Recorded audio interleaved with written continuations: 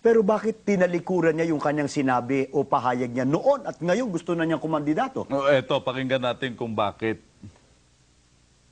Sinagsasabi, ang pag-asay ka ng bayan, si Lacson.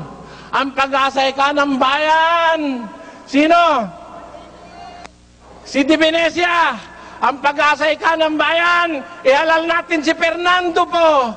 Ang pag-asay ka ng bayan, walang tutorian, walang tao na makapagbibigay ng pag-asa sa kapwa-tao maliban sa ating Panginoon.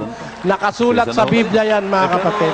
Isipin pagkatapos na sabing wala kay Senator Lacson, ang tagal na eh. Wala kay Ginoong Di Venecia, wala kay tagal na natin eh. Jr. Relihiyon at politika. Lagi na lang tayong pinapaasa eh. Pag ako naging presidente,